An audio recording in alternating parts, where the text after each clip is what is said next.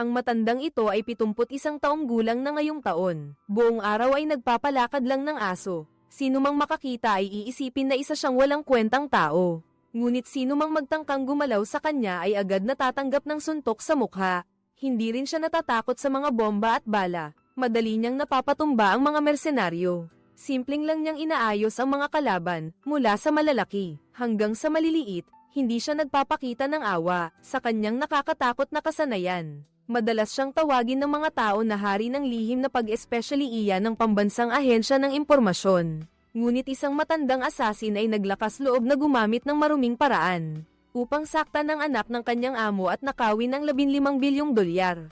Kaya paano ang paglalakbay ng paghihiganti ang matinding labanan sa pagitan ng kumpanya ng mga mersenaryo?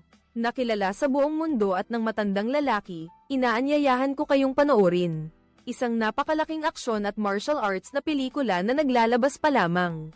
Nakasalukuyang pinag-uusapan sa mga sinehan. Sa buong Asya, gustong-gusto ng mga manunood. Napanoorin ito na pinamagatang The Shadow's Edge. Sa ilalim ng mundo ng Timog Silangang Asya, may usap-usapan na mayroong isang pinakamapanganib na mamamatay tao sa mundo na may palayaw na multo. Kahit na matanda na siya at inakala ng lahat na isa na siyang walang kwentang tao. Gayunpaman, siya ay dating pinakamahusay na elite sa lihim na unit ng pag-especially iyan ng mga espesyal na puwersa ng China.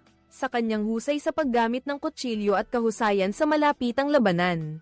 Saan man magpunta ang multo, inihahalin tulad siya sa paglitaw ng kamatayan.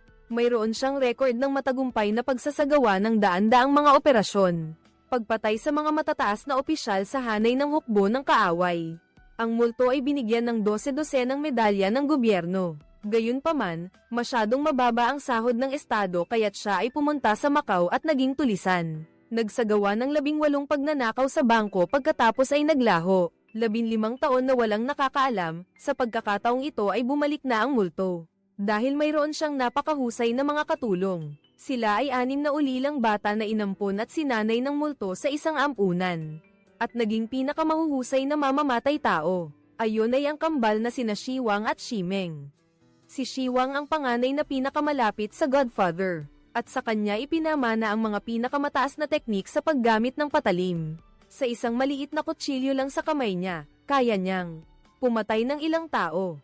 Siya ang trump card at ang taong pinakaminiwalaan ng Godfather. Kaya naman, tanging kapag kinakailangan lang lumalabas si Shiwang. Araw-araw, nagpapanggap lang siyang isang baliw na taxi driver, na naghahatid sundo sa Godfather, habang ang nakababatang kapatid na si Shimeng naman ay isang mahusay na hacker. Kapag kumilos siya, walang firewall na hindi niya kayang sirain. Ang 4 na nakababatang kapatid niya ay mga bihasang eksperto rin. Bawat isa ay may kani-kanyang kalakasan at silang lahat ay nagtutulungan. Nang napakahusay sa kanilang mga misyon isang gabi, binigyan sila ng boss ng isang misyon. Ito ay ang nakawin ng 500 milyong cryptocurrency ng real estate group. Tianlong gayunpaman, kalahati ng password para sa cryptocurrency account ay nakatago sa Bangko Urshuan. Kaya nang dumating ang pagkakataon, inutusan ng Godfather ang 6 niyang anak na kumilos. Si hacker Shimeng sa bahay ay mabilis na sumalakay sa security system. Pagkatapos ay ilang pindot lang sa keyboard ay nawala sa screen ang sasakyan ng mga kasabwat niya. Pansamantalang nalampasan ng mga security camera ang paningin ng mga security personnel ng gusali. Gayunpaman, pagkatapos nilang makapasok at makuha ang data, naka-activate na ang alarm system ng bangko. Natanggap din ng pulisya ang balitang ito, agad na inutusan ni Madam Wang ang mga pulis na malapit doon na mabilis na tumulong habang ina-activate ang eye tracking system. Mahigit 5,000 CCTV sa paligid ng bangko ay nagbigay ng mga larawan ng mga kainahinalang tao pagkatapos ay filter ang data. Natukoy ng eye system ang isang sasakyan na may sakay na 4 na kainahinalang tao na pumasok sa bangko. Ang kakaiba ay hindi kinuha ng mga magnanakaw ang pera kundi umalis. Pagkatapos lamang ng 3 minuto, na nag-iwan sa pulisya na nagtataka kung ano ang kanilang plano. Pagkatapos, natukoy din ng eye system ang bakas ng sasakyang sinasakyan ng mga magnanakaw habang tumatakas. Madam Wang, pinuno ng task force, agad na nag-deploy ng lahat ng sasakyan ng pulisya upang palibutan sila mula sa lahat ng direksyon para harangin sila, kumpiyansa sa kanilang talino kasama ang tulong ng eye.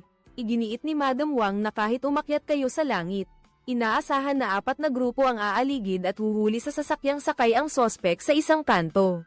Bagaman nakita ni Madam Wang sa kamera na malayo na ang isda sa lambat, gayunpaman ang lahat ng pulis na naroroon ay walang nakitang anumang sasakyan ng mga kriminal. Ito ay labis na ikinagulat ni Madam Wang, at ang lahat ay parang binuhusan ng malamig na tubig sa ulo.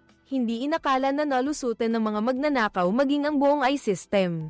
Ang pinaka-advanced pala ay dahil sa hacker, na nakapasok sa security camera system at nag-set up ng isang virtual na sasakyan para linlangin ang pulis. Nang ligtas na sila, ang Godfather at ang 4 na anak ay bumalik sa kanilang base kinabukasan. Ang Deputy Chief Yao Lei at isang ahente ay pumunta sa bahay ng lalaki, ang chairman ng Tianlong Group, ngunit hindi siya nag-aalala. Dahil sa tingin niya, ano ang magagawa nila sa kalahati ng password na nakuha nila? Saan niya itinago ang kabilang kalahati? Sa opisina ng Tianlong Real Estate Group. Kapag pumunta sila doon, tapos na sila. Hindi ka ba nagsisipilyo? Bakit ang baho ng hininga mo? Talaga nga, nasa kabilang panig na pala ang Godfather at ang 4 niyang anak sa gusali ng korporasyon. Ang Godfather ng Tianlong ay nagbabantay sa ibaba, habang ang iba ay umaakyat sa opisina para magnakaw. Nang matanggap ang balitang ito, agad na ipinaalam ito ni Madam Wang kay Deputy Yao Lei. Gayunpaman, sinabi niya na darating pa sila sa loob ng 5 minuto. Nahack na ni hacker Xi Meng ang sistema ng impormasyon ng pulisya. Kaya't ipaalam mo sa mga tauhan mo na mayroon na lang silang 3 minuto para tapusin ang misyon at umalis. Nakapasok na si Xiao Zin sa server system, at sinimulan ng kopyahin ang data. Ngunit bigla, napansin niya ang isang dokumento, na kumpidensyal ng isang mayamang tao. Si Xi Meng sa bahay ay agad na nalaman na siya ay direktor ng pinakamalaking virtual currency exchange sa Kuala Lumpur, na nanloko ng 15 bilyong dolyar na virtual currency mula sa kumpanya ng real estate na Tianlong at pagkatapos ay naglaho. Inakala ng mga tao na siya ay namatay sa Macau, at ang 15 bilyong virtual currency ay hindi alam kung nasaan. Sinabi ni Xi Meng kay Xiao Zin na kopyahin ang lahat ng mga dokumentong ito para hindi masayang ang pagsisikap. Ngunit nakita ng matandang lalaki na hindi na marami ang oras at malapit nang dumating ang mga pulis. Kaya inutusan niya ang lahat na mabilis na umatras. Gayunpaman, nagpumilit sina Xiao Zin at Xi Meng na matapos muna ang pagkopya bago umatras. Labis itong ikinabahala ng matandang lalaki kaya agad siyang tumayo upang makinig. Dahil lumampas sa inaasahang oras ang sitwasyon kaya bago pa man sila lahat nakatakas, dumating na ang mga pulis nang bumaba ang 4 sa lobby ay nagkataong. Nasalubong nila si Deputy Captain Yao Lei kaya agad inutusan ng matandang lalaki na isagawa ang pagtakas ayon sa plano 2. Sa pamamagitan ng rooftop, at tama nga, sa ilalim ng pagsasanay ng Ghost Assassin King. Lahat ng mga anak ay may napakahusay na kakayahan. Bawat isa sa kanila ay may malaking kakayahan. Ang paggalaw sa mga balakid ay kasing flexible ng mga parkour master. Madaling natalo ang lahat ng mga gwardya. Nandoon na si Yao Lei habang naghihintay sila ng elevator. Gayunpaman, hindi dapat maliitin ang mga magnanakaw na ito. Isang ahente pa ang sumugod para atakihin si Awei. Sinubukan niyang sakalin ito ngunit ibinato sa sahig. Si Yao Lei ay kinontrol at dinala sa elevator bilang hostage. Dahil isa siyang bihasang pulis. Agad na lumaban si Yao Lei subalit, masikip ang espasyo kaya hindi siya makalaban. Mabilis siyang nakontrol ng mga ito, at pinabagsak ang deputy chief. Pagkatapos ay sinuntok siya hanggang mawalan ng malay. Agad namang sumugod ang 4 na magnanakaw patungo sa tuktok ng tore. Nagising si Yao Lei at napagtanto niyang peking baril ang gamit nila. Ngunit huli na ang lahat. Lahat sila ay nagparashoot para makatakas ng kahanga-hanga. Hindi niya namalaya na sa kung saan sila babagsak, natukoy ni Yao Lei na ang mga ito ay lalapag sa bubong ng mall sa Macau kaya't agad niyang sinabihan ang kanyang mga kasamahan na magmadali doon. Para makatipid sa oras, kinuha niya ang isang customer na naghahanda na maglaro ng drop rope. Mapanganib na bumulusok pababa pagkatapos ay binitawan ng kamay at lumapag sa lugar na may proteksyon na unan. Dumating na rin ang mga gwardya sa bubong ng gusali. Gayunpaman, ang mga magnanakaw ay may malakas na martial arts at pagkalapag pa lang ay pinatumba na nila ang ilang gwardya. Pagkatapos nilang mapabagsak ang lahat, agad silang tumakas, pababa sa iba't ibang direksyon.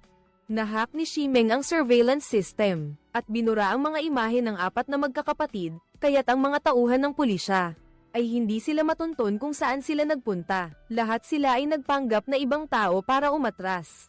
Si Yao Lei at ang mga pulis ay nasa harapan na. Nang makita ito, agad na ipinaalam ng hacker na si Ximeng kay Xiaozin. At sa mga kapatid na umatras sila sa likurang pinto. Si Shiwang ay nagmaneho rin ng taxi para ihatid ang Godfather sa harap ng lobby ng gusali para tumulong. Upang masiguro ang kaligtasan, agad na pinatay ni Ximeng ang lahat ng surveillance camera ng gusali.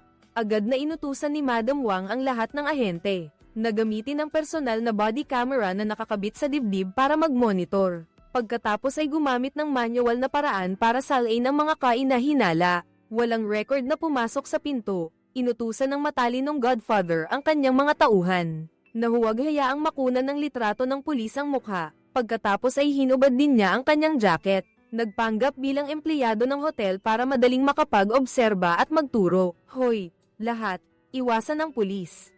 Isang anak ang pinaghihinalaan ng isang gwardya. Agad na pinabagsak ng Godfather ang isang ballpen para gumawa ng kaguluhan para makagulo.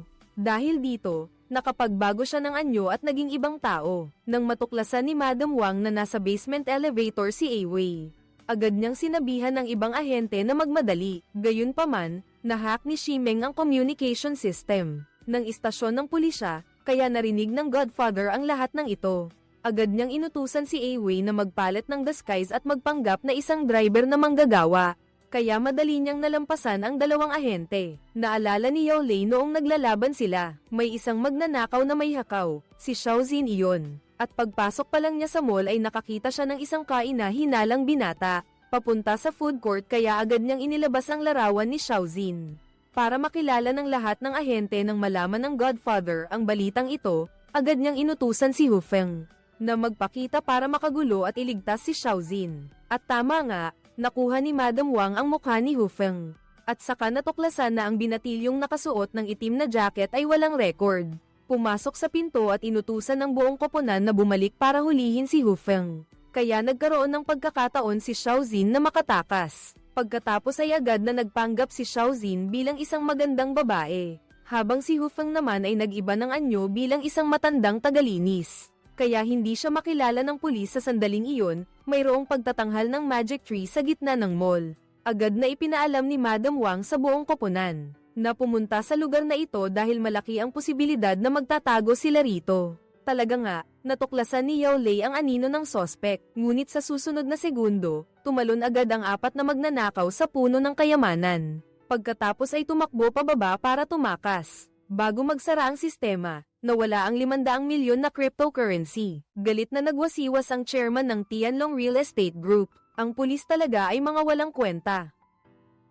Pagkatapos ng kabiguan na ito, nagpatawag agad ng pagpupulong ang hepe para punahin ang task force. Na may suporta ng iTechnology ay na-corner pa rin ng mga magnanakaw. Nagsuggest si Madam Wang na para harapin ang isang veteranong magnanakaw, kailangan ng isang veteranong manghuhuli. Ibig mo bang sabihin ay kunin ulit si Pulis Wang Dezong? Agad namang tumutol si Yao Lei dahil mayroon na ngayong teknolohiyang AI. Ang mga luma na niyang paraan sa paghuli ng magnanakaw ay walang silbi. Wala akong pakialam kung paano, pero kailangan nating maipasok sa kulungan ang mga magnanakaw na iyon sa lalong madaling panahon. Pagkatapos nito, inatasan ni Madam Wang ang magkapares na sina He Qiuguo at Jin Xiao na imbitahan si Pulis Wang Dezong para tumulong. Nang basahin ang mga papeles, labis na nagulat si Jin Xiao. Nang malaman na ang matandang ito ay dating super agent ng pulisya ng Hong Kong, kampiyon sa World Martial Arts Olympics, maraming beses na nagwagi ng gintong medalya sa long-range shooting. Marunong sa lahat ng uri ng close combat weapons. Mula sa medieval hanggang sa modernong panahon, dating nagtrabaho bilang undercover agent sa 8 drug trafficking organizations at ginawaran ng titulong Outstanding Intelligence Agent. Ngunit nagkamali na naging sanhi ng pagkamatay ng kanyang kasamahan. Kaya nagretiro at nagtago sa probinsya. Si He Qiuguo ay natigilan ng lumitaw ang matandang lalaki na may kasamang isang kawan ng aso. Halos 12 ng aso. Nangyari iyon sa tanghali, nagpanggap si He Qiuguo bilang estudyante para sundan si Huang Dezong sa isang milk tea shop. Kahit na laging nakayuko at nagtatago ang dalaga, hindi ito nakaligtas sa paningin niya. Kaya't lumapit siya at nagtanong, "Sinusundan mo ba ako, Apo? Nagkamali po kayo ng tao, huwag niyo po akong gambalain, nagbabasa po ako." Ngumiti lang si Huang Dezong at ibinunyag si He Qiuguo.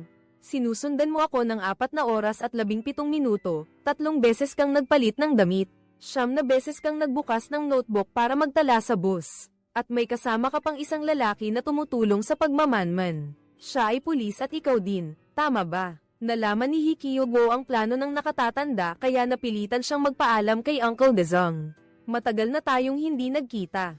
Kung hindi ako nagkakamali, huli kitang nakita noong libing ng aking ama, kaya pala si Hikiyugo ay anak pala ng kasamahan mo noon. Noong taong iyon, ikaw at ang ama ni Hikiyugo ay inatas ang mag-undercover para imbestigahan ang transaksyon ng droga ng Triad. Ngunit bigla na lang may isang bata na inakit ng mga kidnapper papunta sa sasakyan. Kahit pa nagbigay ng senyales ang kasamahan mo na huwag kumilos. Ngunit naglakas loob pa rin si Huang Dezong na sumugod. Sa oras na iyon, binaril ng Triad ang ama ni Hikiyugo. At umalis na. Nang makarating si Huang Dezong ay huli na ang lahat. Mula noon, nagretiro na siya at lihim na pinoprotektahan ang bata kapalit ng ama nito sa kabilang buhay.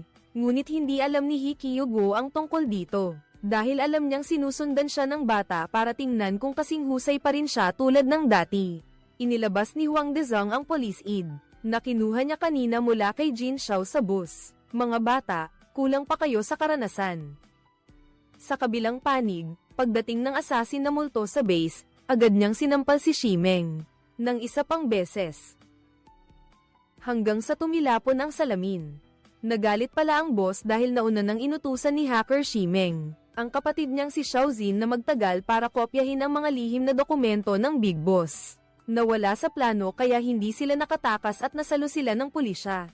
Kahit nakatakas sila, na-record ng mga kamera ng pulisya ang mukha ng boss at ng 4 na anak niya. Si Xiaozin naman ay sinuntok din nang dumating sa kinaroroonan niya. Dahil sa inyong dalawa, muntik nang mahuli ang lahat. Kung nakunan man, buburahin ko ang ebidensya. Nang makita ng Godfather na mayabang si Shimeng, lalo siyang nagalit at naghandang saktan ang walang galang na anak na ito. Para mapawi ang galit niya, pinigilan ni na Xiaozin at Awei si Shiwang. Sumali rin sila, kaya lalong nagalit ang Godfather. Buti na lang at napigilan nila ang lahat at anako ang pagkakamali namin. Nagkamali kami, hayaan mo siyang kumalma pagkatapos ng pagtutuwid na ito, kahit na si Shimeng. Binugbog ng boss. Ngunit ang hacker na ito ay hindi natatakot, gusto pa rin niyang gumawa ng malaking transaksyon para magbago ang buhay niya. Hawak niya ang mga lihim na dokumento na dati ng kinopya ni Xiaozin. Kaya naman, nagplano si Shimeng na nakawin ang 15 bilyong dolyar na pondo na ninakaw ng Kuala Lumpur mula sa Tianlong Group. Sa pondo na ninakaw ng Kuala Lumpur mula sa Tianlong Group, ang kanyang kambal na kapatid na si Shiwang naman ay labis na nag-aalala. Nasaksihan niya ang pagtatangkang pagpatayin ng boss sa kapatid niyang si Shimeng. Sa puso ni Shiwang, nagkaroon ng ibang pananaw tungkol sa kanyang ama, na pinagkakatiwalaan ko, ngunit sa katotohanan, ang ikinababahala ng tatay ay hindi walang kabuluhan, dahil sa kabilang panig. Si Dalagang Hikiyugo ay nakapag-imbita kay alamat na si Huang Dezong sa istasyon ng pulisya upang lutasin ang kaso. Sa sandaling nakita niya ang mga larawan ng camera sa surveillance bago ito na-disable ng hacker, natukoy niya ang 4 na kabataan na pinaghihinalaan niyang mga magnanakaw. Dahil pagpasok pa lang nila sa gusali ay tinitingnan na nila ang lokasyon ng mga camera, tiyak na pagkatapos nilang i-disable ang security system, magpapalit sila ng damit para makatakas. Ang pagtatasa na ito ng matandang pulis ay nagpatulala sa lahat sa paghanga. Agad na ikinumpara ni Uncle Dezong ang larawan ng 4 na sospek sa mga larawang nakuha ng body camera na nakakabit sa dibdib ng mga ahente. Pagkatapos, sa matalas na mata ng isang veteranong lobo, natuklasan ni Uncle Dezong ang buong larawan ng mga magnanakaw. Pagkatapos nilang magpanggap, ang kakaiba ay ang itim na jacket na suot ni Hu Feng ay pamilyar. Noong una niyang nakita ang larawan mula sa camera, nakita ng seguridad ng gusali na may nagsuot ng jacket na ito. Siguradong may isa pa ang mga magnanakaw pagkatapos ay filter ang lahat ng mga larawan na naitala ng camera. Ng seguridad bago ito nahack, natuklasan nila ang isang matandang lalaki. Hindi iba kundi ang maltong si Yao Lei. Bigla niyang naalala na nakita niya ito sa lobby ng gusali. Swerte dahil dati ay isang babaeng nagtitinda ng kape. Hindi sinasadyang nakuha ang mukha ng taong ito. Ngunit ang larawan ay malabo, parang basang-basa. kaya hindi pa natin matukoy ang pagkakakilanlan niya ngayon, naalala ni Uncle Dezong noong unang bahagi ng 1990s.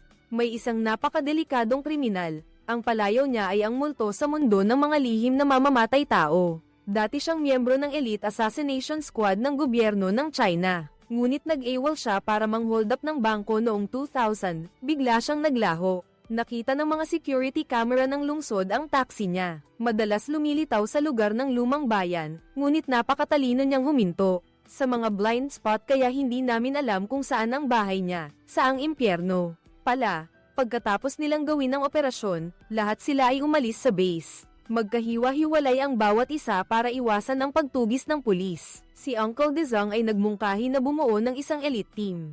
Para subaybayan at hulihin ang utak, si Ghost, siya ay isang taong may pambihirang memorya. Kaya ang mga miyembro ay dapat may ordinaryong itsura, at hindi pa nakikita ang mukha ni Ghost. Habang sinasabi ito, itinoon ng uncle ang tingin sa babaeng ahente. Nakita ni Hikiyugo na pinapabura ng pulis ang maliit na babaeng ito. Sa pagpili para sa surveillance team, hindi ito sinang-ayunan ng isang muscular na binata. Ang bata mo ay dapat nasa likuran lang. Huwag kang hamarang sa amin habang inaayos namin ang kaso. Maliit na tao lang siya pero nakapasok pa sa istasyon ng pulis. Siguro dahil ang tatay niya ay pulis kaya pinayagan siya. Nagagalit si Hikiyugo at sinugod ang higanteng ito. Pumasok ako sa pulisya dahil sa aking kakayahan, huwag mo akong maliitin. Binigyan ni Hikiyugo ng leksyon ang lalaking ito. Sinakal niya ito at ibinagsak, pagkatapos ay sinakal ang balikat nito ng masakit. Nakasaksi sa eksenang ito, ngumiti ng maligaya si Uncle Dezong. Dahil dalaga na ang anak ng matalik niyang kaibigan. Kaibigan ko, sisiguraduhin kong poprotektahan ko ang anak natin. Pagkasabi nito, uminom ng isang lagok si Uncle Dezong. Ng alak na dati nilang pinagsasaluhan bilang pag-alala sa kaibigan. Kinabukasan, formal nang nagsimula ang pagsasanay para sa espesyal na surveillance team. Pagpasok pa lang, agad niyang tinanggal ang ilang matatangkad na binata dahil sa kanilang itsura, na masyadong kahawig ng pulis. Mula sa 20 tao, 10 na lang ang natira, at syempre, kasama si Hikiyugo. Upang maging isang dalubhasang tagasunod, kailangan mong magkaroon ng kasanayan sa pagtingin at pag-alala. Kailangan mong makuha ang mga natatanging katangian ng target sa isang kisap mata. Ang teorya ay dapat samahan ng pagsasanay. Binigyan ni Uncle Dezong ang lahat ng mga disguise. Bawat isa ay may sariling pagkakakilanlan pagkatapos ay hinati sa iba't ibang lokasyon sa lumang bayan. Upang mag-ambush sa multong mamamatay tao, kailangang sabihin na ang husay ni Uncle Dezong sa pagbabalat kayo ay napakahusay. Ang mga pulis ay mabilis na nakihalubilo sa mga kalye. Puno ng iba't ibang propesyon, hindi na makilala. Gayunpaman, si Hikiyugo ay nasa loob ng sasakyan. Gusto ni Uncle Dezong na matutunan ng bata ang pagtingin sa kabuuan. Kapag kailangan, ilalabas niya ito dahil ito ang huling baraha. Ngunit hindi naintindihan ni Hikiyugo ang mabuting intensyon ni Uncle Dezong. Dahil sa araw-araw na pagbili ng tsaa at paghahatid ng pagkain. Akala niya na itinuturing siya nitong walang silbi, bakit lahat ay may misyon. Samantalang ako ay naglalaro lang buong araw. Maghintay ka lang at malalaman mo. Sa kabilang banda, tinuturuan ng Godfather ang kanyang 4 na anak, na ang pera ay hindi ang lahat, ang kalayaan ang pinakamahalaga. Mas mabuting mawalan ng pera kaysa makulong. Ang ibig niyang sabihin ay isuko na ang intensyon na nakawin ng $15 bilyong transaksyon. Kahit na nakakuha na ng lihim na dokumento tungkol sa malaking halagang ito si Shimeng. Gayunpaman, sa tingin ni Shimeng ay masyadong makaluma at hindi na napapanahon ang Godfather. Bukod pa rito, ang imahe ng paghahanap nito sa kanyang buhay ay nananatili sa kanyang isipan. Ito ay lalong nagpabigat sa pakiramdam ni Shimeng. Nais niyang patunayan ang kanyang kakayahan kaya lalo siyang naging determinado. Tayo ay gagawin ang pagnanakaw na ito ng $15 bilyong. Naaalala ko noong bata pa kami, 6 kaming magkakapatid na laging naghihintay sa pagbisita ng tatay. Hindi lang dala ang pagmamahal ng isang ama na lahat ay kulang, kundi pati na rin ang mga regalo. Si Shimeng ay binigyan ng laptop. Kaya siya naging hacker ngayon. Ngayon, ang nakakalungkot lang ay binago ng panahon ang lahat. Isang gabi, si Kuya Shiwang ay pumunta para tulungan ang tatay na mag-ahit at nagulat na. Natagpuan na ng kapatid nating si Shimeng ang lokasyon ng $15 bilyong. Nasa isang inabandonang ampunan siya para planuhin ang pagnanakaw. Biglang sinabi ng Godfather na may pagkakataon ka para patayin ako. Sige na at kunin mo na ang lahat ng akin, hindi ba mas mabuti? Matanda na ako at nagiging sagabal na sa inyo. Pagkasabi nito, hinawakan ng Godfather ang kamay ni Shiwang at idiniit ang matalas na kutsilyo sa kanyang leeg. Kailangan lang ng bahagyang paggalaw para tapusin siya. Ngunit hindi ito nagawa ni Shiwang at sinabing, hindi ako traidor, handa akong harapin ang sinumang magtatangkang saktan ka, ama. Pagkatapos, pinagluto ng Godfather ang panganay na anak ng isang mangkok ng instant noodles. Tulad noong nasa Shiwang Orphanage pa kami, masarap kumain at sinabing mas masarap pa sa restaurant. 5 bituin, sinabi niya na sa 6 niyang anak, ikaw ang pinakamalayo ang paningin at pinakamukha niya noong bata pa siya. Samantalang ang kapatid mo ay isang napakadelikadong bata. Nitong mga nakaraang araw, nakakaramdam ako ng hindi maganda, kaya hindi mo na kailangang pumunta dito para alagaan ako. Nang marinig ito, labis na nag-alala si Shiwang dahil akala niya ay may ipinapahiwatig ang Godfather. Tungkol sa kabilang panig, lumipas ang 1 linggo, ngunit wala pa ring nakikitang bakas ng asasin. Namulto gayunpaman, nananatiling alerto si Uncle Dezong. Madalas niyang paalalahanan ng kanyang mga kasamahan na patuloy na gumalaw, at tiyak na hindi dapat ibunyag ang pagkakakilanlan bilang undercover na pulis. Isang gabi, habang si Hee Kyung-woo ay bumibili ng ilang pagkain. Pagbalik niya, nakita niya ang ilang tulisan na nagtatangkang gumawa ng masama sa isang babae. Nakita ito ni Uncle Dezong at agad siyang nagpaalala na huwag gumawa ng marahas na kilos. Tumawag sa pulis at maghintay ng backup ngunit hindi siya nakinig at agad na sumugod. Kahit na marunong ng martial arts si Hee Kyung-woo, hindi niya kayang labanan ang 3 ito. Nang akma na siyang susuntukin, buti na lang at dumating si Uncle Dezong sa tamang oras, at pinagsasapak niya ang mga ito. Pagkatapos ay agad niyang hinayla ang matigas na ulo na bata pabalik sa kotse. Dahil sa sobrang galit na baka mabunyag ang pagkakakilanlan niya, malakas siyang sinigawan. Ang trabaho mo ay magtago at mag-imbestiga. Ano man ang mangyari, hindi mo dapat hayaang mabunyag ang pagkakakilanlan mo sa multong mamamatay tao. Kung hindi, masisira ang lahat ng pagsisikap mo sa nakalipas na mga araw. 2 linggo na, wala pa rin akong nakikitang bakas niya. Bakit ka nag-aalala? 2 linggo na. Alam mo ba kung gaano katagal ang pinakahuling misyon namin ng tatay mo? 8 buwan, tama, 8 buwan. Tapos ano pa, dahil sa akin kaya namatay ang tatay mo. Samantalang yung mga drug lord, nakatakas na. Alam mo ba kung anong pagkakamali ko, tulad ng ginawa mo kanina? Sinira mo ang plano para iligtas ang isang batang babae pero ikinamatay naman ng tatay mo. Pagkasabi nito, labis na nasaktan si Uncle Dezong. Naintindihan na rin ni Hee Kyung-woo na lahat ng ginawa ng uncle niya ay para sa misyon. Ang katapatan ay hindi dapat magpatalo sa emosyon. Isang segundong kawalan ng pasensya ay maaaring humantong sa hindi matansyang kahihinatnan. Nang marinig nila ang malungkot na kwento ng tiyuhin, lahat sa koponan ay naging seryoso. Ang kahalagahan ng pagsunod sa disiplina upang hindi magkamali. Sa sandaling ito, tumingin si Hee Kyung-woo sa labas ng bintana ng sasakyan at nakita ang isang taong kamukha ng mamamatay tao. Ang multong mamamatay tao. Agad na inutusan ni Tio Dezong ang lahat ng miyembro ng koponan na sundan. Kumilos ng mabilis, lalo na, at lumapit sa lugar ng palengke. Pumasok ng malapitan upang kumpirmahin ang target. Ang multong mamamatay tao ay maaaring nakita na ng lahat sa kalye. Isa siyang eksperto na kapag isang tingin lang ay memoryado na niya. Kaya naman, bawal na bawal siyang makita sa mukha. Sa huli, nagpasya siyang ilabas ang kanyang trump card. Iyon ay si Hee Kyung-woo na siyang magsasagawa ng misyon na lapitan ang multo at kumpirmahin ang mukha nito dahil si Hee Kyung-woo ay hindi pa kailanman lumabas sa kalye. Pangalawa, ang batang babae na mukhang high school student ay walang mag-aakala na pulis siya. Ngayon, naintindihan na ni Hee Kyung-woo kung bakit laging nasa sasakyan si Uncle Dezong.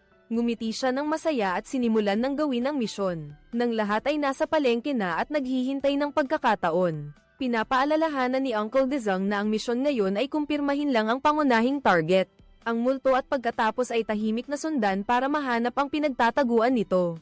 Hindi dapat siya magambala, subalit masyadong mataas ang pag-iingat niya. Kaya nakasuot siya ng beret at laging nakayuko kapag gumagalaw. Kaya mahirap makunan ng mukha ng sospek mula sa malayo. Ang magka-partner na pulis ay may pagkakataon na ngayon. Ngunit naalala ni Yao Lei ang multong assassin. Posibleng nagkita na sila ng pulis sa lobby ng gusali. Mabilis na ipinaalam ng Tianlong Group sa mag-asawa. Babalik sana ang pulis pero pinigilan siya ni Uncle Dezong. Dahil ang pag-iwas ay lalong magdudulot ng hinala. Sa kritikal na sandali, naghalikan ang dalawang pulis na parang magkasintahan.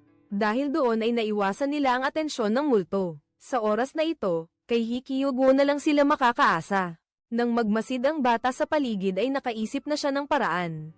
Agad na umupo at i-on ang flash ng cellphone. Magpanggap na may hinahanap na nahulog sa ilalim ng stall. Nang dumaan ang matandang assassin sa may patak ng tubig sa lupa, kaya nakita ni Hikyugo ang mukha at nakumpirma na ito nga ang multo. Ibaba mo ang kamay mo, huwag mong iikot ang camera. Ang multo ay nananatiling alerto, mabuti na lang. Napaalalahanan siya ni Uncle Dezong kaya mukhang hindi niya napansin ang kakaiba. Nakumpirma ang target, nagpatuloy sa pagsubaybay ang buong grupo. At napagtanto na ang multo ay papunta sa direksyon ng apartment building. Ang wasak na Kowloon World City ay may libu-libong iba't ibang apartment. Bukod pa rito, walang security camera dito kaya kung papasok siya, hindi namin malalaman. At ang paghahanap sa ibang ahente ay masyadong malayo. Kaya naman, isinakripisyo ni Hikyugo ang sarili para sundan ng mahigpit ang target. Dahil dito, medyo nag-alala si Uncle Dezong. Ngunit wala na ring ibang paraan, at tama nga, nang lumabas si Hikyugo. Agad na naalala ng multo na nakita niya ang batang babae na ito sa palengke kanina. Kaya naman, ipinasok niya ang kamay niya sa bulsa para kumuha ng kutsilyo. Bumukas ang elevator, pumasok si Hikyugo at pagkatapos ay sinunod ang utos ni Uncle Dezong na pindutin ang pinakamataas na palapag. Nang akma ng kumilos ang multo, sa kabutihang palad ay dumating si Uncle Dezong. Agad niyang hinablat ang earphone at mini walkie-talkie ng dalaga. Nagpanggap si Uncle na ama at sinigawan si Hikyugo. Dahil sa pag-uwi ng gabi kasama ang kasintahan. Pagkatapos ay tinanong niya kung saang palapag siya pupunta. Sinabing naiwan niya ang gamit kaya kailangan niyang bumalik sa unang palapag. Nang pindutin ng multo ang button para sa unang palapag, mabilis niyang sinuri ang tainga ni Hikyugo. Buti na lang at napapanahong natanggal ni Uncle Dezong ang mini walkie-talkie kanina.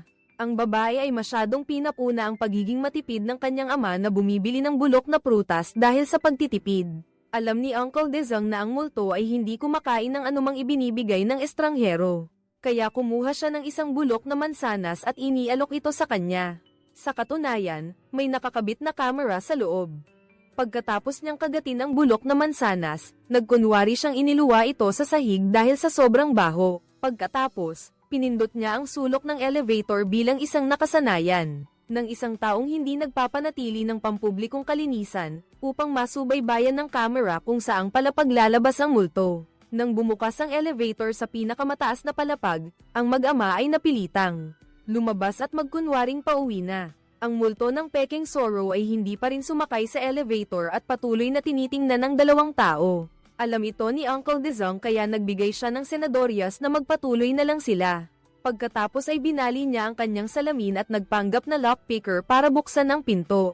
Nang isang silid ng mga tao sa Hikyugo, nagpanggap na tinitingnan ng mga sulat upang itago ang ginagawa ng kanyang ama. Nang makapasok na ang dalawa sa bahay, saka lang sumakay sa elevator ang multo. Umalis si Hikyugo at nagulat nang makita si Uncle Dezong na tinatakpan ang bibig ng may-ari ng bahay. Kailangan nilang umalis dahil kailangan namin ng apartment na ito. Dahil sa kamera sa mansanas, nalaman namin na papunta siya sa ikawalong palapag.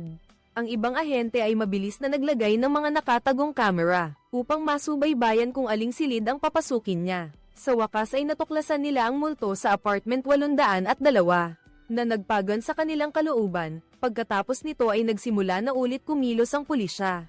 Una, pumili sila ng isang silid sa kabilang gusali para madali nilang maobserbahan. Si Uncle Dezong naman ay ipinakuha sa kanyang mga tauhan ang basurahan na itinapon nito. At hindi nakalimutang palitan ito ng eksaktong katulad na basurahan. Sa mga basurang ito, mga papel lamang mula sa laro ang kanilang nahanap. Ang Sudoku ay punit-punit, ang kakaiba ay hindi ito malutas. Nakita ito ng infrared camera sa kabilang gusali. Isang multo ang nakaupo sa sofa at pinipisil ang bubble wrap sa shockproof bag.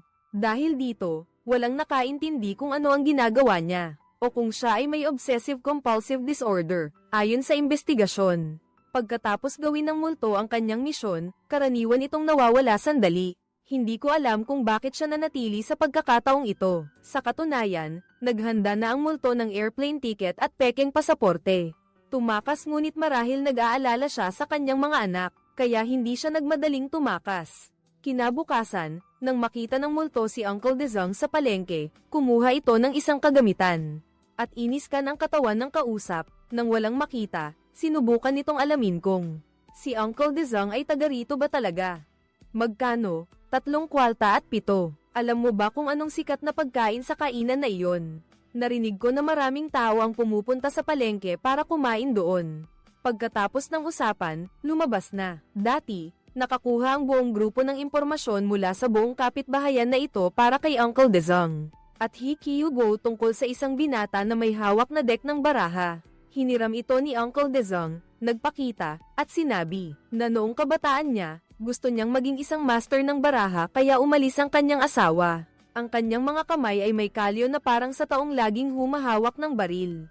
Gumagamit ako ng kutsilyo sa loob ng 10 taon dahil dati akong kusinero. Baka gusto mong uminom ng ilang baso sa bahay ko, magkakaroon tayo ng oras para mag-usap pa. Sino ang nakakaalam, baka maging magkaibigan tayo. Dahil inanyayahan mo ako, ikinagagalak ko. Sa gabing iyon, dumating ang multo sa bahay ng mag-ama para maghapunan. Pagpasok pa lang, ginamit na niya ang gamit para mag-scan sa paligid. Pagkatapos ay hinawakan ng alikabok para tingnan kung kaka-rating lang ba rito ng mag-ama. Pumasok sa kusina para magluto ng isda, nagtaka kung bakit ang chef ay gumagamit ng mga mapurol na kutsilyo. Heto, dahil pinalitan ni Mai si Uncle Dezong, naghanda na siya kaya walang kulang sa mga gamit. Pagkatapos magluto, nakapaghanda na silang dalawa ng masaganang hapunan. Nagkunwari si Uncle Dezong na pinapaalalahanan ng anak na itabi ang telepono. Mag-concentrate ka sa pagkain, nagkunwari si Hikiugo na pinatay ang telepono. Ngunit inilagay ito sa tabi ng telepono niya para makopya ng mga kasamahan ang data. Habang naglalabas si Uncle Dezong, tinanong ng multo ang bata kung bakit may peklat siya sa noo. Noong grade 5 ako, nakipag-away ako sa kaklase ko. Pero sinabi ko lang na nahulog ako at nabangga sa gilid ng mesa. Pagkalipas ng ilang sandali, umalis si Uncle Dezong at sinabing nakipag-away siya sa mga bata, at nagdugo ang ulo niya. Nagulat din si Hikiugo. Hindi niya alam kung paano nalaman ni Uncle Dezong ang tungkol dito. Paano mo nalaman na pagkatapos ng diborsyo, may utang ako sa sugal? Ang mga gangster ay natakot na baka saktan kanila kaya lihim kanilang sinundan. Doon lang nalaman ni Hikiugo na pagkatapos mamatay ng kanyang ama, si Uncle Dezong ay palaging nag-aalala at nagpoprotekta sa kanya na parang sarili niyang anak. Ang pagganap ng dalawang ito ay nagbigay ng tiwala sa multo, at wala na itong pagdududa pagkatapos kumain. Nang bumalik ang multo sa silid, nagpasalamat si Hikiugo kay Uncle Dezong. Pagkatapos, dinala niya ang data na kinopya mula sa telepono sa kanyang mga kasamahan sa kabilang gusali para imbestigahan. Inakala nilang nagtagumpay sila, ngunit lumabas na. Bago nito, humingi ng permiso si Hacker Shimeng sa boss. Sa pagkakataong ito na siya mismo ang magplano para makaiwas sa pulisya, at isagawa ang pagnanakaw ng 15 bilyong dolyar. Kaya naman hindi umalis ng bansa ang boss at nanatili sa palengke para tumulong. Alam na alam ni Hacker Shimeng na undercover na pulis sina Uncle Dezong at Hikiugo. Kaya ipinagbigay alam niya ito sa multo para magpanggap ito. At habang naghahapunan, sinadya ng multo na ilabas ang kanyang telepono para kay Hikiugo. Ilagay ang dalawang telepono ng magkalapit pagkatapos habang kinokopya ng pulisya ang datos ng multo, si Shimeng na mas mahusay ay kinopya pabalik ang datos sa telepono ni Hikiugo hanggang sa siya ay naglalakad sa kalsada patungo sa katabing gusali. Siya ay nag-hack sa kamera ng pulisya at gumawa ng peking larawan ng mag-ama na nag-uusap sa loob ng silid. Si Uncle Dezong ay narinig ang katok sa pinto at inakala na bumalik na ang kanyang anak. Ngunit si Shiwang pala, kung hindi siya mabilis kumilos ay nahuli na siya nito. Nakuha ko ang baril niya pero ang dami pa palang armas nito. Pagkatapos ng ilang sagupaan, sinipa siya ni Uncle Dezong hanggang sa matamba at idiniin sa pader para makontrol. Malakas ang bata kaya hindi madaling makontrol si Shiwang. Naitapon na ang baril, at pagkatapos niyang itumba ang kalaban sa bintana, si Shiwang ay kumuha ulit ng kutsilyo para ipagpatuloy ang laban. Gayunpaman, masyado pa rin siyang mahina kumpara kay Uncle Dezong. Ang pagitan ay isang mesa. Nang sumugod si Shiwang, kinuha ni Uncle Dezong ang tela ng mesa at ibinalot sa kamay nito, at hinayla siya sa lupa. Patuloy na sumugod sa salamin at ginamit ang tela sa leeg para isagawa ang pagkontrol. Sa kabilang silid si Jin Xiao, na may gusto kay He Kyuguo ay napansin na ang tao sa camera. Ay peke, biglang lumabas si He Kyuguo kaya alam ng lahat na naloko sila.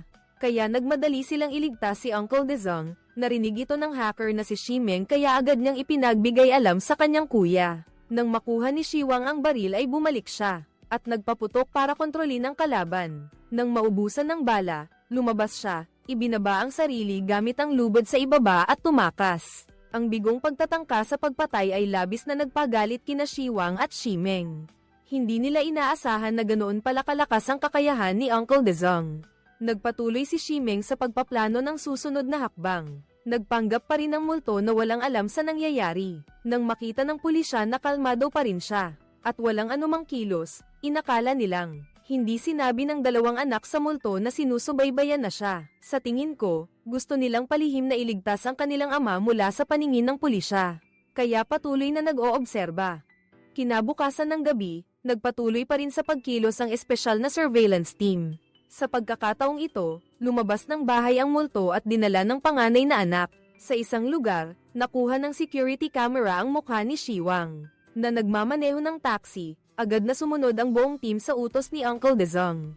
Agad na sumunod, habang ang isa pang puwersa ay pumasok sa bahay nito at naghanap, sa pamamagitan ng camera ng mga ahente, napansin ni Uncle Dezong, na marami pang mga bula ang napisa sa loob ng aparador. Ay agad siyang nakaisip ng isang bagay, at sa sandaling iyon, ang sasakyan ng taxi ay nagdala sa multo patungo sa gusali ng istasyon ng pulisya. Dahil dito, lahat ay nagulat.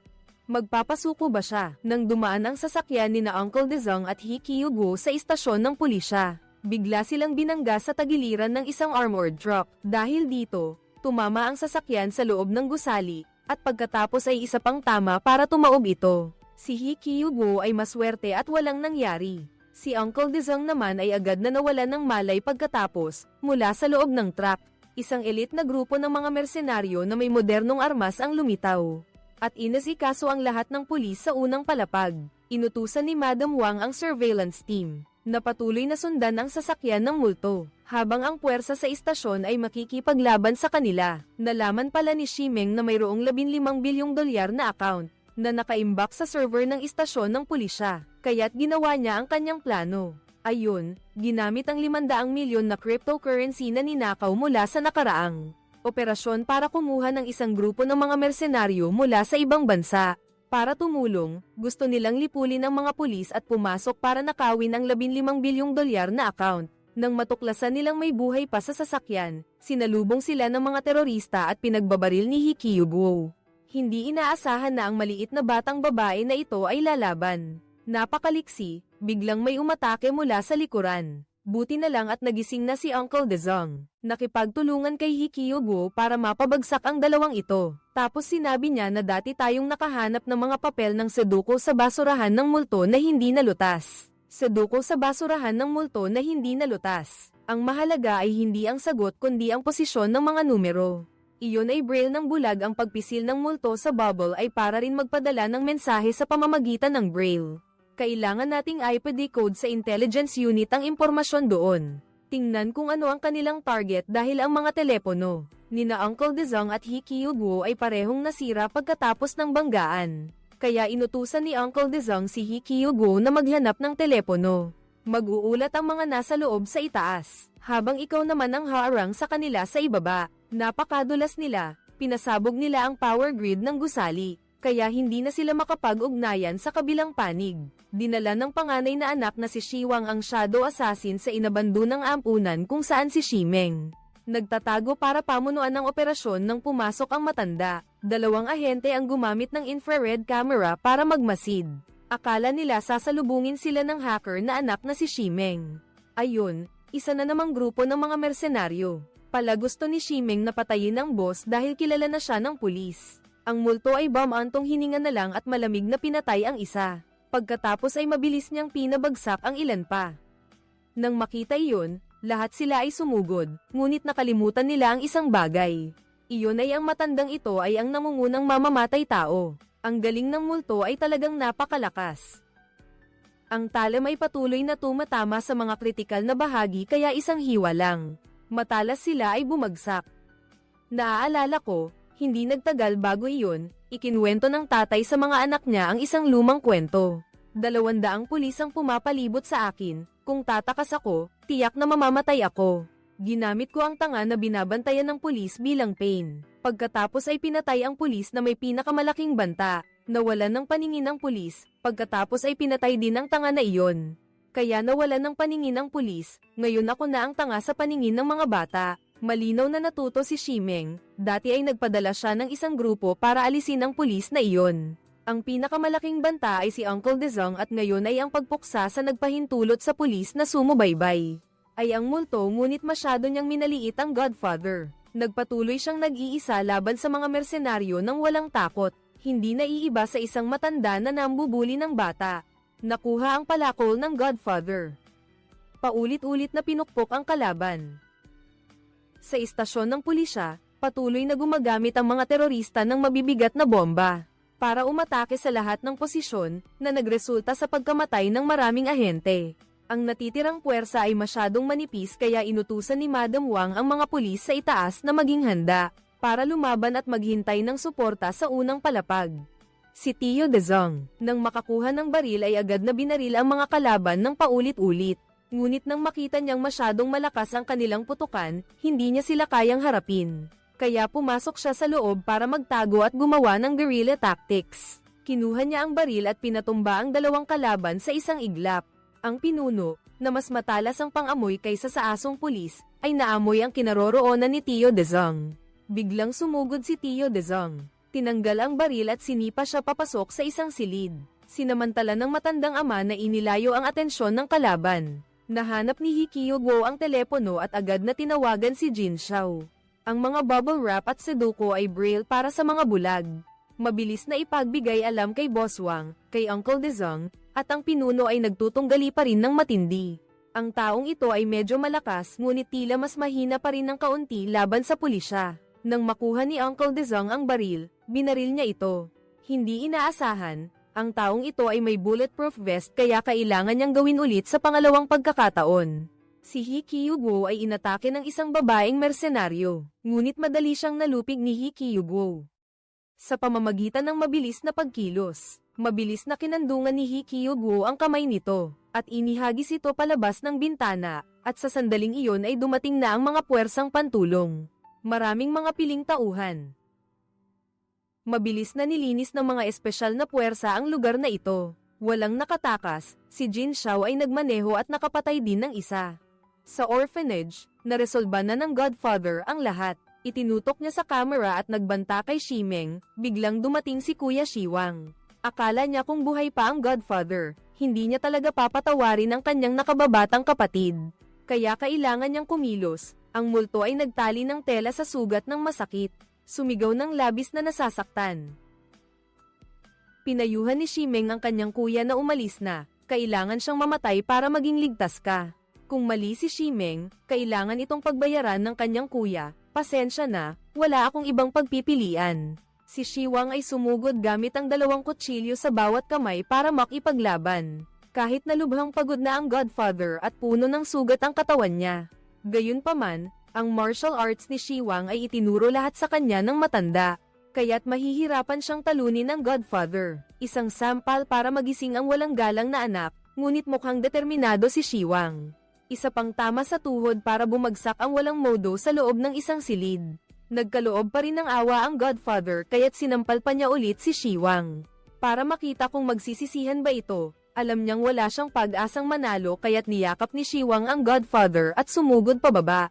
Para maghanap ng ibang pagkakataon o pareho silang mabasak, nagising si Shiwang na sugatan ng kutsilyo at sinasakal pa ng kanyang ama. Sa pagkakataong ito ay hindi siya maaaring maging malumanay ngunit masakit din ang kanyang kalooban. Hinugot ni Shiwang ang kutsilyo at sinaksak ang kanyang ama upang makawala. Nagpatuloy ang labanan at nakontrol niya ang kanyang ama ngunit mabilis na pinisil ng ama ang sugat sa tiyan ni Shiwang. Pagkatapos ay ibinalik niya ang talam ng kutsilyo at muling sinaksak. Sana sa susunod na buhay ay maging tunay mo akong anak. Nang marinig niya ang mga salitang ito, lalo pang nasaktan ng ama para kay Shiwang. Siya ang pinakamamahal niya at sa sandaling iyon ay dumating na rin ang mga espesyal na puwersa. Agad na ay deploy ang mga puwersa para kabkuban ang gusali, at pumasok sa loob, nakita niyang patay na ang kanyang kuya. Si Shimeng ay labis na nagalit kaya pinindot niya ang activation button. Ang bomba na nakakabit sa gusali, nang malaman ito ng Godfather, hinayla niya si Shiwang. Bilang panangga at humiga, ang pagsabog ay nagpatalsik din sa ilang ahente sa labas ng ilang metro. Pagkatapos ng lahat, ang sakripisyo at pagkawala ay masyadong malaki. Ang mga natitirang buhay na mersenaryo ay nahuli rin. Mabilis na umakyat sa itaas sina Uncle Dezong at He Kyuguo. Sinabi ni Madam Wang na na-decode niya ang braille ng samahan ng mga bulag. Sa papel ng Sudoku at bubble wrap, at lumabas na ang tina-target nila ay ang 15 bilyong dolyar na ninakaw mula sa Tianlong Group. Sa sandaling iyon, iniulat ng Decryption Department na ang 15 bilyong dolyar na account ay virtual currency na nakalagay sa server sa istasyon ng pulisya. Nang dumating silang lahat, tapos na ang pangyayari. Sinamantala ng mga magnanakaw ang kaguluhan upang makapasok sa server at maglagay ng password sa perang ito. Hindi na malaya ni Madam Wang na naalala niya. Kanina may 4 na ahente na dumating at sinabing sila na ang magbabantay dito. Hindi pala sila, mga magnanakaw pala na nagpanggap na pulis. Sa labas, nakuha na ni Shimeng at ng 3 niyang kasama ang password para sa 15 bilyong account. Kailangan na lang gastusin at magsaya. Gayunpaman, lahat sila ay umiiyak dahil sa pag-aalala sa Godfather at sa panganay na kapatid. Shiwang, magpakatatag ka, huwag mong kawan ang matandang iyon na mapanlinlang at malupit. Bago sa lahat, isa pa rin siyang ama. Hindi napigilan ng lahat ang pagtulo ng kanilang luha, ngunit huli na ang lahat. Ngunit ang multo ay multo pa rin, siya ay buhay pa. Dahil sa katawan ng kanyang anak na nagpoprotekta sa kanya, siya ay sumisigaw sa sakit, na nakakapunit ng puso nang mamatay ang kanyang anak. Sa istasyon ng pulis, ang mga surveillance camera sa kalsada, ay nakakita ng isang sasakyan ng pulis na ninakaw ng mga magnanakaw, na dumaan lang sa isang blind spot at naglaho. Si Uncle Dezong, ay nag-aakala na tiyak na tatawid sila sa hangganan ngayong gabi. Agad na inactivate ni Madam Wang ang eye tracking system. Agad na nakakita ng kaina-hinalang sasakyan, papunta sa direksyon ng sentro ng komersyo. Nang Macau, bakit doon at hindi sa paliparan o sa hangganan? Mayroong art exhibit doon ngayong gabi pagkatapos nito. Mayroong espesyal na pribadong flight na magdadala sa mga pintor sa France. Ang listahan ng entourage ay may dagdag na 6 na security personnel. Siguradong sila ang nagplano na maghalo dito para makatakas. Tama nga ang hula ni Madam Wang. 5 magnanakaw ang naroroon na sa basement ng sentro komersyal. Ngunit si Uncle Dezong at ang mga pulis ay naroon na rin pala. Kaya naghiwa-hiwalay sila para tumakas. Sa bahagi ng ampunan, nang pasukin ng pulisya ang multo, sumuko ito. At sinabing, dalhin niyo ako sa Macau Commercial Center. At agad kong ituturo ang iba pa. Inaresto ng mga ahente ang multo at dinala sa Macau Building. Kasabay nito, natuklasan ni Uncle Dezong si hacker Shimeng. Pagpasok sa laundry shop, inutusan si He Kyuguo na harangan ang likurang pinto. Pumasok si Shimeng at biglang sumugod para umatake. Ngunit hindi siya magaling makipaglaban, kailangan niya ng tulong ng kanyang mga kasamahan. Ang 2 bata, sina Wei at Hu Feng, ay naiwan para pigilan si Uncle Dezong para makatakas si Shimeng. Dala ang password ng 15 bilyong dolyar na account. Inutusan si He Kyuguo na sundan ng mabuti si Shimeng.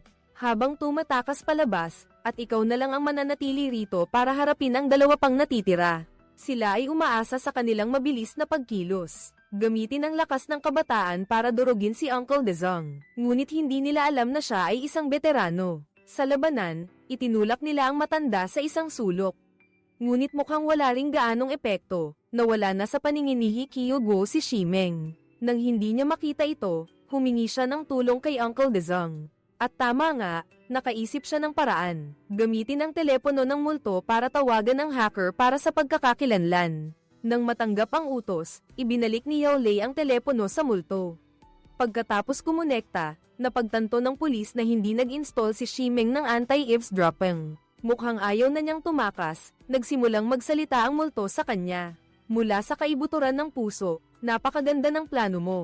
Ngunit kung hahayaan mong hulihin ka ng pulis, ako ay lubos na madidismaya. Salamat, Godfather. Umaasa akong lahat kayo ay mabubuhay ng buhay na gusto ninyo. Habang naghihirap ang Godfather, Nagprogram na si Shimeng para sirain ang sarili ng telepono at tumakas. Hindi pa rin siya matunton ni Hikyugo. Pinapaalalahanan ni Uncle Dezong ang batang babae sa mga itinuro niya. Naalala ang natatanging katangian niya, kapag nakita niya ulit ang katangiang iyon. Matutulungan siya ng utak niya na maalala pagkatapos niyang mapanood. Napansin nga ng bata na may isang binata na nagpapaikot ng balikat. Naalala niya noong inatake ang istasyon ng pulisya. Isang pekeng pulis ay mayroon ding ganoong kilos. Napagtanto ng babae na ang hacker ay kambal ng driver ng taxi, na naghatid sa multo na nakuna ng security camera. Nahanap na niya ang target at handa ng i-report sa command center. Ngunit ginamit ni Shimeng ang device para sirain ang signal ng mini walkie-talkie. Hindi namin makontak ang bata kaya lahat ay labis na nag-aalala. Si Uncle Dezong naman ay nakikipagbuno pa rin sa dalawa pang lalaki. Gayunpaman, sinamantala niya ang pagkakataon. At kinuha ang tungkod na pangsampayan, nang sumugod ang mga ito ay naitulak niya. Naitamba niya ang isa, kinuha ni Uncle Dezong ang tungkod at sinuntok ang pangalawa. Gamit ang police baton technique. Pinatumba niya sila kaya hindi na sila nakapalaban. Isa ang natamba, ang isa naman. Itinulak ni Uncle Dezong sa washing machine at isinara ang takip.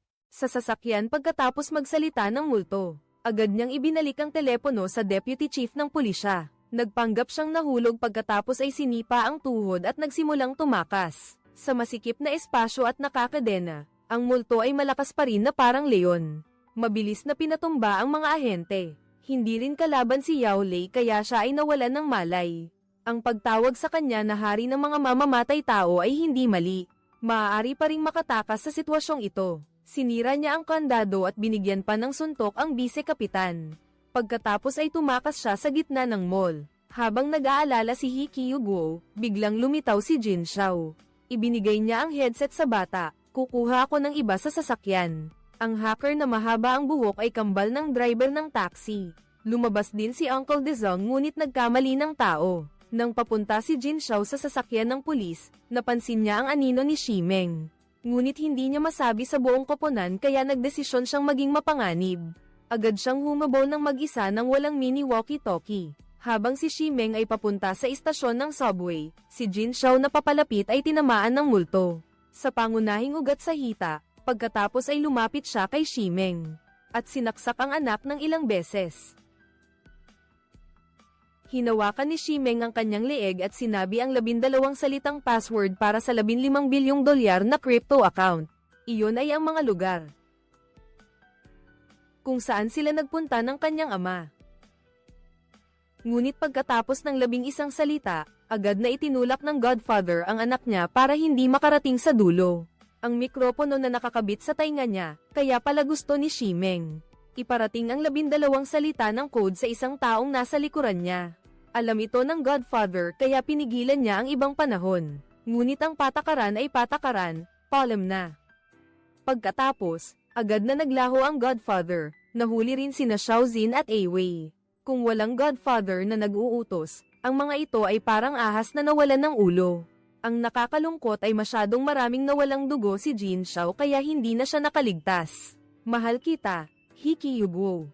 Ang pinakamasakit para kay Hikyugo ay dahil mayroon na silang nararamdaman para sa isa't isa noon pa man.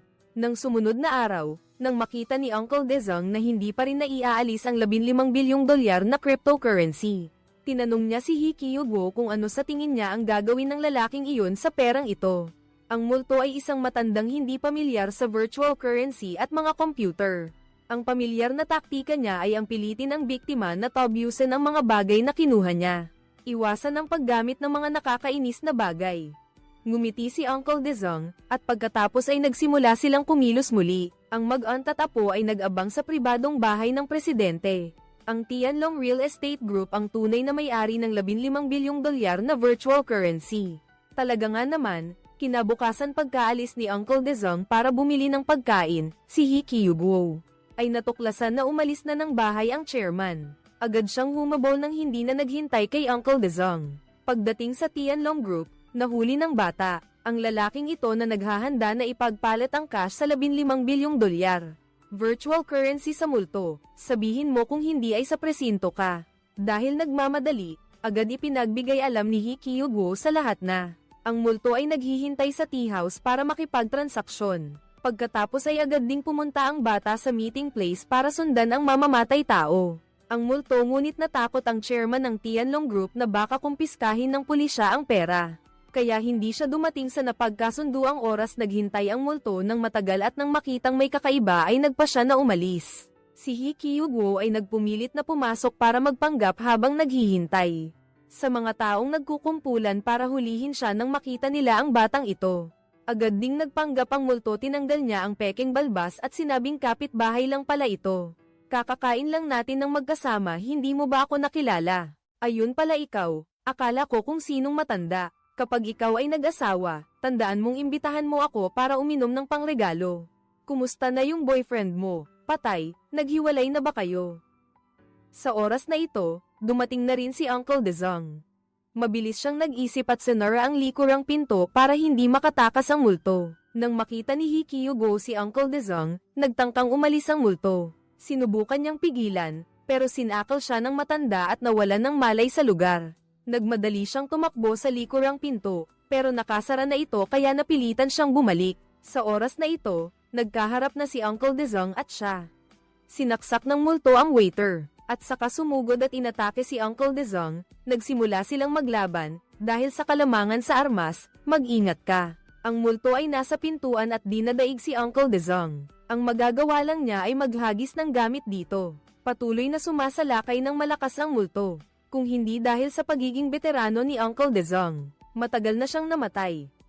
Nang makuha niya ang butcher knife, agad siyang gumanti. Ngunit sa kasamaang palad, sumabit ito sa kisame, kaya't dinagan siya ng multo sa mesa. Mabilis niyang binali ang braso ng kalaban at kinandungan. Ngunit ang multo ay masyadong malakas at itinulak siya sa lalagyan ng prutas. Nagpatuloy ang laban at pareho silang nahulog sa isang mezzanine. Dito, limitado ang taas kaya't napakaangkop para sa multo, at pagkatapos nga nito, nakuha ng matandang halimaw na ito ang kalamangan. Dahil walang armas sa kamay, napilitan si Uncle Dezong na gumamit ng lahat ng paraan para makipaglaban. Ang multo ay masyadong mabilis at malakas pa rin. Si Uncle Dezong ay patuloy na tinatamaan ng saksak sa katawan.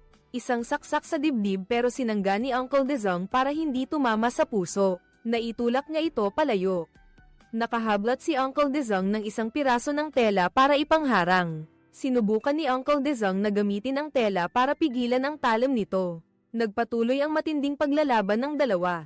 Pagkatapos ng ilang sandali, pareho silang nagkaroon ng malubhang sugat, pero dahil hindi pa sila patay, kailangan pa nilang magpatuloy. Sa sandaling iyon, nagising si He Kyuguo, at sumugod ang dalawang matatanda. Ayun bumagsak sa baba, lahat sila ay may sugat, ngunit ang multo ay masyadong malakas pa.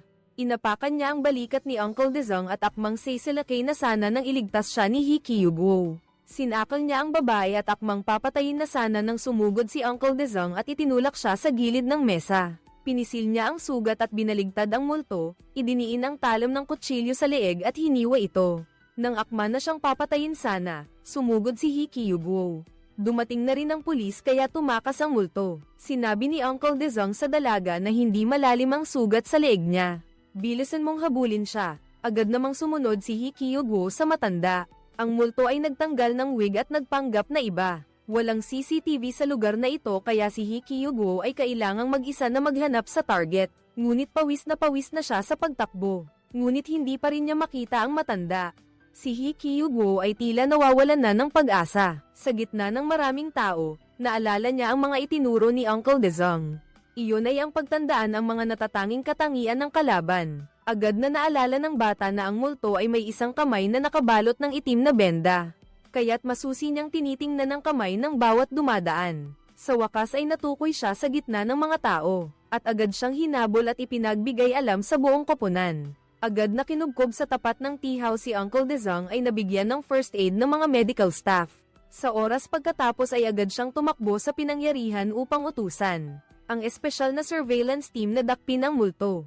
Hinulaan niya ang lahat ng posibleng ruta ng pagtakas nito, at inutusan ng kanyang mga tauhan na harangan ang lahat ng daan hindi. Nagpasakop ang multo at patuloy na nagpapalit ng direksyon. Ngunit paunti-unti nang humihigpit ang pagkakulong. Matapos ang ilang sandaling pagtakas, sa wakas ay wala nang matatakasan ang multo. Tinanggal niya ang sombrero at yumuko, ngumiti ng nakakakilabot. Sa oras na iyon ay dumating din si Uncle Dezong, lumapit si Hikyugo para gapyusan siya. Ngunit itong matandang mapanlinlang ay nagtago ng kutsilyo sa sombrero at sumugod. Ngunit labis niyang minaliit ang batang babaeng ito, kaya't agad siyang nakontrol at napagapusan. At saka agad na bumalik sa istasyon para tapusin ang misyon, lahat ay masaya. Ang tatay mo ay talagang ipagmamalaki ka, Yao Lei, sa ngalan ng istasyon ng pulis, salamat sa iyo, Dezong. Sana sa hinaharap ay mas makatulong ka pa. Nakuha na nila lahat ng sikreto ko, kaya magre-retire na ako. Isang linggo ang lumipas, ipinaalam ni Dezong kay Hikyugo na sina Shiwang at Shimeng ay mayroon pang isa pang kambal na kapatid na lalaki na nagngangalang Shitai. Ang bunsong kapatid ay inampon ng isang mag-asawang dayuhan at dinala sa Amerika. Kaya nang nasa subway si Shimeng, Seng Asia Burbay Kereke Microphone Detail Inga Godfather, Agar Adik Bangsanya, Shitai, Mengetawi 12 Kate Sandy Antok Wang $15 milyar. Namun, Diahania Mengetawi 11 Kate Dan Sato Kate Masidit Ebak na Bak Tapi Taidak Ket Imo Juga. Shitai Kessel Dan Segera Mengulwarkan Parinta Penangkapan sa Dunya Antok 3 Orang. Yetu Paman Dezong, Hikyugo, Dan Hanto Dengon Hadia $5.000.000. Organisasi Paman Sedang Menyaladiki Dan Akan Mengungkap na Mayang Tersisa. Organisasi Paman, Apakakamo Inginberg Abong. Ternyata Paman Dezong Masi Dayam Beroperasi di Organisasi Anti-Terorisme. Transnational sa loob ng kulungan, buong araw na pabulong-bulong. Ang 12 word password ng $15 bilyong na crypto account. Ang huling salita ay executioner, siguradong magkakaroon ng part 2 ang pelikula. Kung nagustuhan ninyo, mag-iwan ng komento at gagawin ko ito.